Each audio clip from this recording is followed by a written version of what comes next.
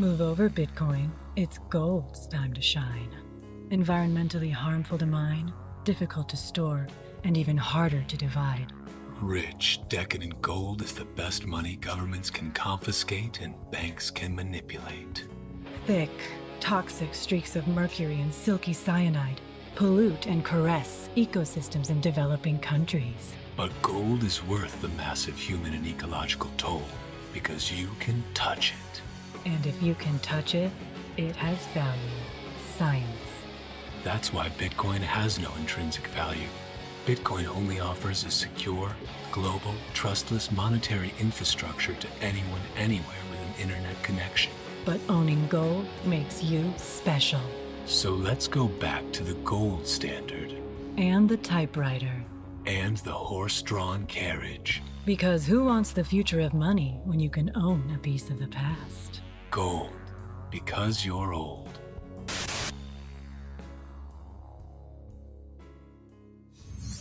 Gold, because you're old. It's a funny video. I thought I'd add this to this Monday morning of, it's a little bit of a pump. Listen, we're not going to look at a pump gift horse in the mouth. May not be something, but she sure ain't nothing. We are getting rejected off the 61.8% fib, which is what we do. Ideally, we'd like to be over it, but I'm not going to mince words here unless we're over the 200. Look how these lines. This is how we know nothing's going on, right? This is just the market's heart beating normally. You might say it's the autonomic progression of a dead market, right? Just going from Fibonacci's to moving averages. So here's the 200 moving average on the 4-hour chart. Noisy little so-and-so. Right at the 50. That's the 50 moving average right here where this, maybe I'll use this arrow here, might as well. This is the 200 moving average in white. It's currently arching down towards the 50 Fibonacci, which would be our next target. Now, the importance of this target is that it's right underneath the 38.2% fib, which is where the eyeballs are. These are these dead cat bounce type things, right? Where we got to get over, or else it's considered a dead cat bounce. This is on the 4-hour chart, mind you. These do hold up though on the daily and the weekly, as we'll see a little bit later. But for now, my bullish delusion this week is to get above the 200 moving average. Is that so much to ask? What is that price point? Let's just call it 115. 115, we would basically get back into the belly of neutrality. No one would be particularly bullish because no one ever is particularly bullish. Everyone's particularly bearish all the time. So even at 115, we'd be particularly bearish still. Because everyone side eyes the price these days, right? Price goes up. They're like, is this a fake out? We just don't even trust the price action anymore. Everything's a fake out. Everything's a dead cat bounce, right? That's the state of the sentiment. What is the sentiment these days? Let's take a look. 30. The FOMO index, as I once used to call it on a daily basis, is 30. Which to me translates to bullish. Because when there's lots of fear, that's when you run into that burning building with all the cash that you've managed to save in the midst of a deep recession, or a recession in denial, I guess it's supposed.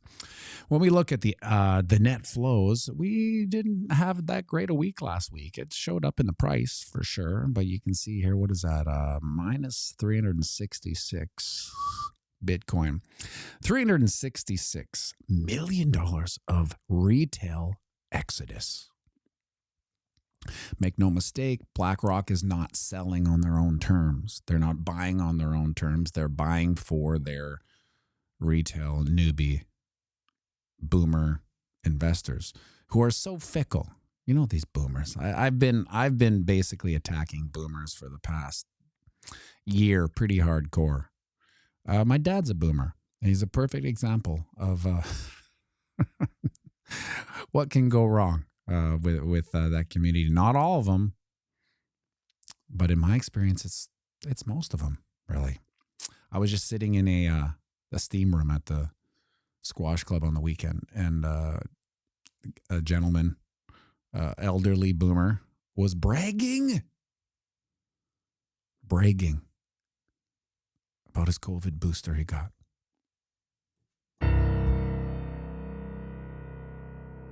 I couldn't actually believe it. I thought, am I being punked here? Is there now cameras in this steam room? And here's the worst part. The other boomers in the steam room were like, where did you get it? Where did you get it? Is it free? And I pipe up side eye. Of course it's free. But yeah, you can see how it works. Anyway, let's get back to some price action here. Fear and Greed 30, 3.76 trillion crypto market cap. Bitcoin struggling to get over the 61.8% fib on the 4-hour chart. Wick, did he brag about the crunches and push-ups he'd completed that AM as well? No. You see, these guys, they don't really, when it comes to working out, it's more like a cardio thing, getting the heart pumping. You know, there are a few guys that do weights that are that age, but they're few and far between. I guess I get it. But the ones that do, you should see there's this guy named Sandy there. The man, myth, the legend, Sandy. He wears that shirt when he works out. The man, myth, legend, Sandy. He's like 76 and he works out. You would think he's in his 60s for sure. You would never think he's in his 80s. And it kind of goes to show if you keep the muscles pumping, you know, he definitely does not look 78. And then there's some 78-year-olds there that don't do anything. They look 90. Take it for what you will. Bitcoiners licking gold's boots. Look at this. We're kind of pre-market and we're already up 43. 43. When I say we, I mean the gold market. Of course, I'm out of gold. And then here's where, you know, humans don't understand math, time, and exponential gains, right? So gold's having its first pump in like millennia.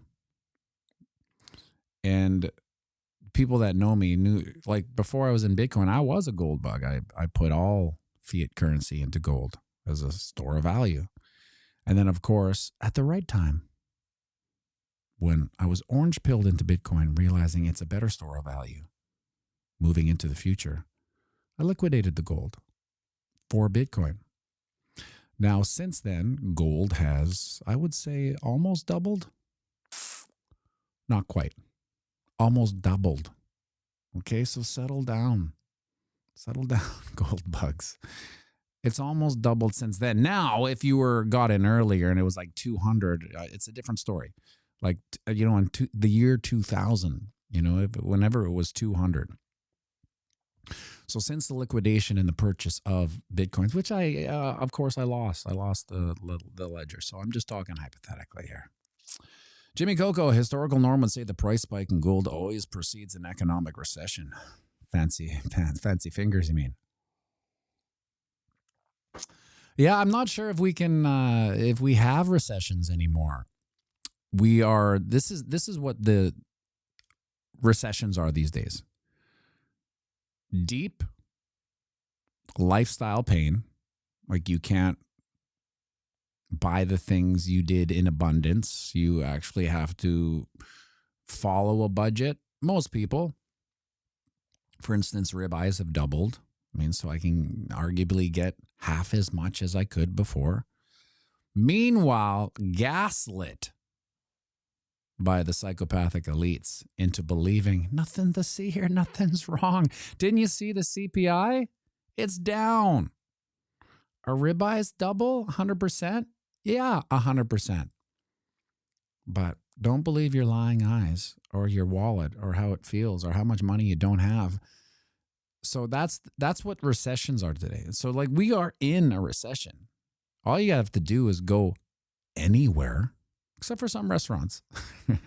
For some reason, there's some restaurants in Winnipeg that are recession proof. And now the reason why they're recession proof is that people have decided if their money's valuable, their fiat currency, I know it's an oxymoron, then they're going to be a little pickier with where they put their money. So they're going to vote with their money, and they voted for these institutions in Winnipeg, and deservingly so. They're, it's in a weird way, the cream rises to the top when money's tight. If you're going to spend your money, you're not going to go to some shitty restaurant. You're going to go to a restaurant that A, has a good track record with food, B, is maybe locally owned, C, you just like it and want to support it. So you start to, whittle down what you vote for. But anyway, back to this gold thing. Yeah, so the liquidation is almost twice. I mean, Bitcoin, since allegedly liquidated gold and allegedly bought some Bitcoin, it's like 10x. So settle down. This is all good signals. Gold going exponential, if you want to call it that, is good. It's good for Bitcoin. It's good for hard assets. And that's what we're seeing. So now, is there a deeper cabal of conspiracies regarding the gold price? Maybe. I just think it is a signal that a certain regime, call it the fiat regime, is donezo. Now, it's not going to happen overnight, but, like the saying goes, slowly, slowly, then all of a sudden. On the ding dong, you can see here, things are, this is the bad. Oh, yeah, that's what I was trying to do. I wish I had a shock system that I could shock out of my delivery. Have you noticed it? Maybe if you haven't, you will now. Is everywhere. People say it like an introduction to what they're about to say. And I caught myself saying it, and then I couldn't not say it. And so I'm trying to, what do I replace? Remember when literally came out of nowhere? Where literally everyone was literally saying literally? Right? It didn't, I want to say it was about 10 years ago. It became like a hype word. Everyone was like, literally, blah, blah, blah. Literally, blah, blah, blah. And because humans are just kind of like trend bots, we just follow trends, like lemmings. Everyone started using literally. And now, is the new literally. If you just watch any person on YouTube, any interview, you'll see everywhere. And when I say it, I'm going to shock myself. I'm going to immediately correct myself. I know it doesn't seem like a big deal, but once you kind of aware of it, you'll see it everywhere. So when someone asks a question, they'll be like, "Hey, pianomattyb B, what do you think of the gold price?" People will go, "Well, it's weird." Anyway, Monday morning tangents. The next stop, really, what we're doing here is we're not really going to be. Here's the significance of today. Remember last week I was saying October 20th. We are officially tied with November 10th, I believe. November 10th of 2021 was 548 days of that bull run, so to speak. So we are now tied, right? Why is that so far off? It is October 20th. Anyway, we are at 548 days, which means tomorrow will be officially the longest bull run in history. Now, here's the caveat. Unless, good old 126 was the tizop, right? Then we are under 548 days. But we won't know that until we're deep in denial. Deep in denial. So this is how deep denial can get.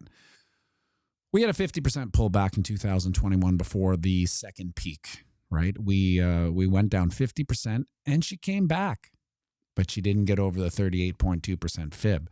So we went down 50%.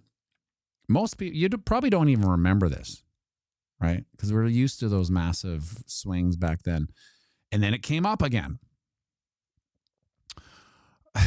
Multi-sig, there's 58 people watching. Can you please like and share? I want to see Duke play this Christmas. Yeah, I don't know. I think Duke's days are done on this channel until I give it to him. eventually. Yeah, but you're right. Sharing is the only thing that grows this channel, and the stupid videos that I do outside of the live streams. Those videos, like the ones that you probably don't watch, that get all the views, like when I say views, like 3,000 or 4,000 views, those get all the subs and all the shares. So if you want to see Duke, share the video. I don't know if you have friends that give a shit. That's the weird part, is that we're all kind of like this is what this community is like in my own social network. I was always a floater amongst genres, social genres, right? So I was athletic. I was a rock and roll guy, a music guy, band guy. What else was there?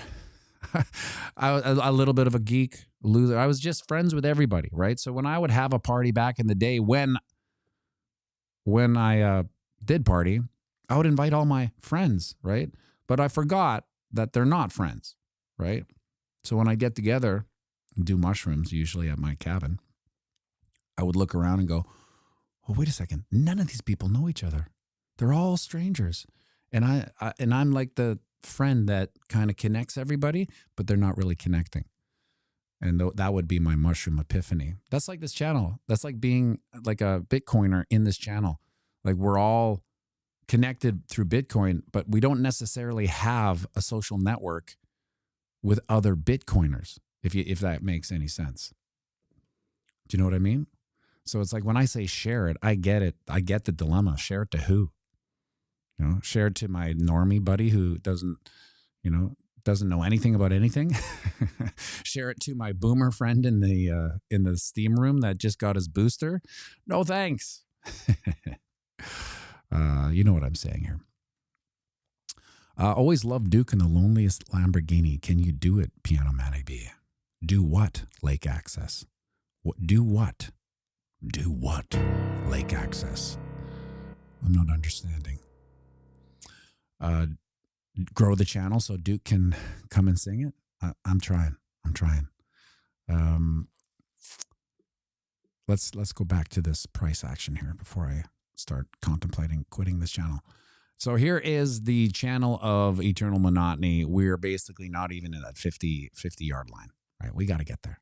We got to get there in order. We're having a little bit of a pullback. Can you even call it that? We're mincing words at a couple $100 here. Woke up at a 111. Now it's 10.7. No big deal. Laserface. I shared to a burner phone. Yeah. Well, that would make sense. Multi-sig dummy. Duke inspired me to start my 2-year-old on piano and art classes. Well, that is the best thing you can do. Now, one caveat to be aware of. Most children live in what I call a 2D world, right? Just what they see and that's all. 2D. It's them and what they see. When you introduce them to piano, they get projected into a 4D world. Math, numbers, frequency, vibrations, in space, out there in the 2D, over time, right? Because we have 4/4, we are projecting out to the end of the song. So they become a time traveler of sorts. Over 4D, them understanding it. And it makes them a little weird. I think weird good. But be prepared that it changes the way the mind works. Piano. And because you just got to see, like, you get Duke around other kids, and there's something different about him. I mean, maybe I'm biased, I'm his dad, but he understands this is the best part of piano. And now Duke's a funny guy, but I think he's funny because his dad's super funny, right? So you can't be around a funny dad I'm his dad, actually. You can't be around a funny dad without somehow getting kind of funny. So, but I also think music and humor are kissing cousins intellectually, putting the math together. Like when you see a good comedian routine, it seems improv-y. It seems like off the cuff, but they're really well oiled routines with like, they're hitting certain marks at certain, and they're adding to certain jokes at certain times. It's a I worked at a comedy club in one of my simulations back when I was 20. It's called Rumors Comedy Club. I was the worst waiter in the world. You can imagine. I don't know how I got these jobs, but I was just so bad at it. But I remember my big shock was how choreographed all their sets were. Because on, let's say, Monday, this is back when they did 2-week stints. So we're talking about like pretty big names. Not really, but like Emo Phillips and the big guy from Everyone Loves Raymond. Those were like the big standouts in my head. They would start Monday, and they would do like a week or 2 weeks, and Monday would be like this fresh show, right? And then by Friday, it's like I could sit there and lip sync everything. Anyway, these Monday morning tangents. Well, there's really nothing to talk about, right?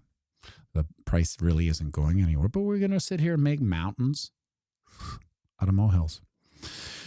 Now, we closed underneath our channel of descension on the weekly. Not good. It's not good. But look at this. Look at how we respected the channel of ascension.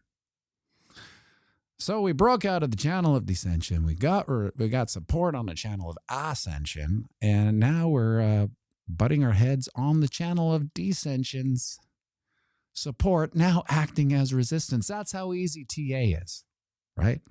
So let's say that, or I'm going to say that a little bit faster so you understand how easy TA is. Well, we broke bearish out of the channel of descension, but of course we found support on the channel of ascension's support. And now we're fighting back all the way back to our channel of descension's resistance, which is now acting as support. So, it's a support now acting as resistance. So once we get there, we will try to fight our way back to, look at this, the channel of ascension and descension come to a head here, right above the 50 moving average, or the 50 Fibonacci. So that will be some major resistance, 116, which is congruent with the 115 I think we took here. Yeah, 115, 200 moving average, 4-hour chart. 116, the 50 Fibonacci, plus we have these ascending and descending channels of ascension and descension coming at you. But again, these are all mom's rules. Technical analysis is mom's rules. Don't do this, don't do that. Wait till your dad comes home, essentially. And dad rules are the fundamentals. So all this means nothing if dad comes home and says, strategic reserves in play. Boom! Or there's peace in the Middle East. Boom! Oh, no, not really. Nothing really happened there. In fact, there's kind of a dump. But you can see how this works. Multi-sig dummy. I have a feeling her homeschooling will make her the weird kid anyway. Yeah. Well, I remember a couple weeks ago, multi-sig, I was talking about the potential of homeschooling Duke, because with the digital ID, I'll put up a fight as much as I can, obviously, but it'll come down to school. Like we'll just get an email saying, oh, please make sure your son comes to school Monday morning with the digital ID. And at that point, I'm out. And when I share this with teachers, you wouldn't believe the vitriol they give me. Oh my God, that would be the worst mistake you could ever make. And they give me all these scenarios about homeschooling. I'm like, I get it, but it's like the more pushback I get, the more I think I am, because essentially all teachers are government workers in Canada. And we see government work, like these protesters, they're all teachers and professors. So that says everything about the education. Like I'm trying to get them out of the indoctrination system, right? It's pretty bad already at a school, and it's a private school.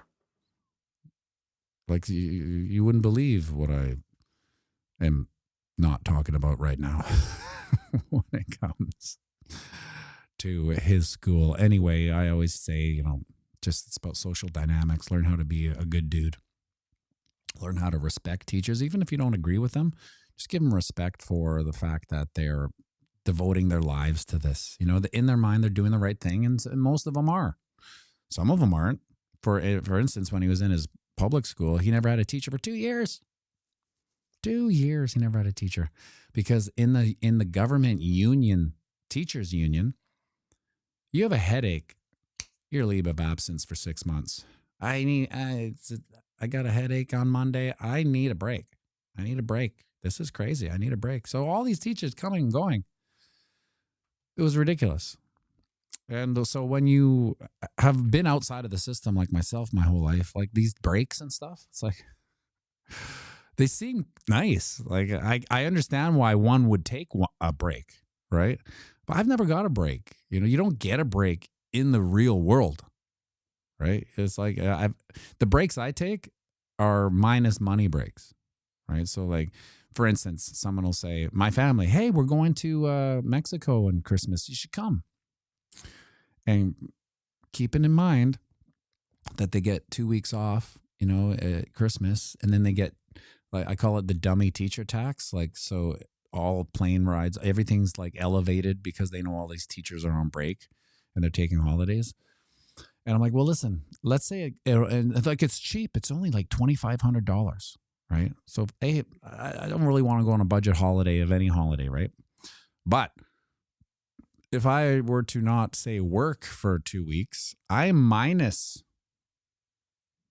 $1. So not only does it cost money to do it, I lose money not, providing some sort of goods and services. I use that term loosely, and it's subjective at best. Kenny, we homeschooled our boys and they are doing well, both married and have a place to live. Yeah. I'm preaching to the choir. Like, when teachers tell me the worst thing you can do is homeschool them, to me, that's just a raving review for homeschooling, right? Because all the teachers I know, hate their job, right? So that says it all. You know what I mean? Like, they hate their job. They wish they could retire or quit or do anything but. And in the same conversation, but don't take your kids out of the school that I hate. Don't take your kids out of this school that I wish I could retire and never look back and forget I ever did it. Keep them in there. You keep them in the school you hate. Oh yeah, well, but I might hate it, but I hate the organization. I'm like, yeah, so do I. That's why I would take them out. No, you don't miss it. Like, I hate, the fact that there's this curriculum and this administrative class. Yeah, so do I. That's why I want to take them out. Anyway. Eat all your first pride flags all over elementary school classroom is violent, sick. Yeah. Well, that's not really at this private school, because it's a little bit of a Bible thumper. It's Mennonite. It's a heavy Christian, but it doesn't. They're mandated 40% curriculum, and so they kind of cherry pick what they do. And one of the reasons I put them in there is that there was this chance that the public school system were going to do max vaccination on the kids. I know it sounds crazy, but they were going to. So I just tried to front run it and get them out of there. And it's like, I don't want to deal with the bully. Where's Duke? I don't want to get them max vaccinated with the government mandate. Now, the dark side is with the digital ID. What the boomers don't understand. And I get it, because they love boosters, right? Like, I got lots of veins here for boosters. Is that with the digital ID, you can't escape those mandates, because they're all linked. They're all linked. So if you don't do this gets shut off. And then if this gets shut off, all these things get shut off. Like a domino, you're basically just almost persona non grata until you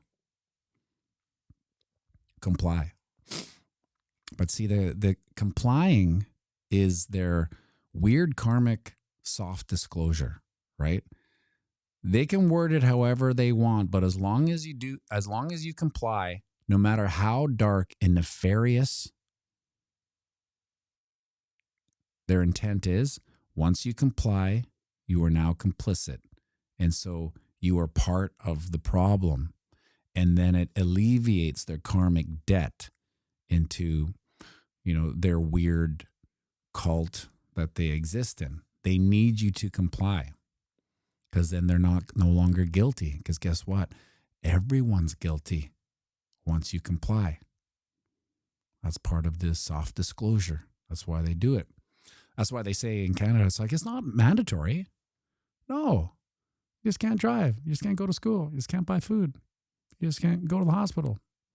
You just can't have a bank account. But it's not mandatory. What do you think we are? Some sort of authoritarian state here? Totalitarian? No, it's not mandatory. You just can't drive. You can't buy food. You can't have a bank account. And you have to take whatever medicine we give you. But it's not mandatory. Once you comply, you're complicit and you're now guilty. That's the weird part about these dark cults, right? They invert our concept of reality, right? To the point where when we question anything they do, we sound nutty, and that's the way they want it. The nuttier, the better, right? The one thing that I recognize now is, in part of their cult rituals is planned helplessness. Like it's the Charlie Kirk thing, right? When you see like paved over, I know there was an autopsy, but don't you think it should be a massive public knowledge? And then what was this thing here? I saved it for later. Now my vids for later are not for YouTube, because these are when I'm hepped up on caffeine. I'm like in the public. I'm like, I can't watch that in the public here. I can't look at that in the public. So I save them for later. So, here's the first one I saw today. This person's name M. It's a trans lesbian. And the reason why I stopped and saved this for later, because it made me think, what is a trans lesbian? I mean, lesbian means they like women. Trans meaning he's a man. So is a trans lesbian a straight male? I guess that's what it is. Anyway, that's M. Mom of two beautiful transgender children. I mean, in a normal world, she'd probably be in a mental institute, or he, or whatever the hell. This one, yeah. So like the planned helplessness that they love to punish us with. This feeling like, what the hell's going on here? Like, how can these people do this? This doesn't make sense, right? It's the planned helplessness is the frequency that they mine, right? So positive energy, positive, the frequency of love, that they don't mine it, right? They mine the dark frequencies. And one of it is planned helplessness. When you feel like you can't do anything, that is a tasty frequency from which they mine, right? So when you see the scope of the Tyler Robinson case, gag order is unprecedented. So I didn't even know there was a gag order. Over 3,000 witnesses, associates of the case, attorneys, family members, and even press are subject to the order, threatened with potential contempt of court charges and jail time for speaking. And when you see this, you're like, what the fuck? What the hell's going on here? This is crazy. We got to do something. And then you're just like, well, what can we do? We're helpless, right? And that dark frequency is what they mine. And now if you think about algorithms mine dark frequencies. So for instance, this is what I learned as a YouTuber. There could be, so take the piano stream, endless comments in the chat, right? And let's say someone hops on and let's say, oh, I love this song. This is great. You guys are great. This is the best live piano stream in the world. You're right. It is. Anyway, like hundreds of positive frequencies, let's call them. And then someone pops on and says, here's a perfect example. I still remember it. Someone popped on and said, hey, Matt, you should limit your vibrato to certain things. Like, think about it. This was months ago. I still remember it because it's a dark frequency, right? We remember these things because it's part of our psyche. When we're, evolving, you don't remember the good things about your landscape. You only remember the dangerous things, and they stick with you, and that's how we learn. But that dark frequency is what they mine too. So the algorithm, that's why, like, if you go on X, you'll just zip past positive energy, feel good story. Next. And then you stop at the dark frequencies, the engagement clips, the clips that are there to make you mad. And that dark frequency is what they're mining. And I don't know if we can get out of it. I guess the only thing you can do is not partake in social media, which is hard, right? But I think what we can do is limit your own engagement to the dark forces. So I try to do it as much as I can, but it sucks you in, right? That's the beauty of the algorithm. It's like it can sense when you're getting a little bored, and then it throws in a dark frequency so it can mine you still. Your eyeballs are just staring at it at these dark frequencies like this. This is a perfect example of the dark frequency, diligent denizen. This, like the gag order. It's like, it gets you. It gets your goat, right? And you want to do something. And then you get compounded with this planned helplessness. And now they're double mining you. And this is how this weird cult maintains their power, mining the dark frequencies. Because remember, everything is vibrating. Everything is vibrating. Cryptobilly, love is the strongest frequency. We just need to mine the love, put it out there. It will win. I agree. It's really the only way to combat the darkness is with the light. However, the algorithm is not set up for that. The algorithm is to engage the dark frequency. Now, the choice is to only stop on the positive frequencies, but people don't upload with the positive nature, because like, think about all the thumbnails you see, on all the old faces. Bitcoin, it's critical level about to break, right? It's like, what if why I'm bad at thumbnails is that I generally don't do the weird things are going to hell in a handbasket. Like today, Bitcoin licking gold's boot. It's just a stupid thumbnail, right? Is it neutral? I don't know. I guess it might be a little dark, licking gold's boot. Anyway, I made it with Grok, so I thought I'd just incorporate Grok. But yeah, Cryptobilly, just stop on the good things. Is it that hard? Maybe.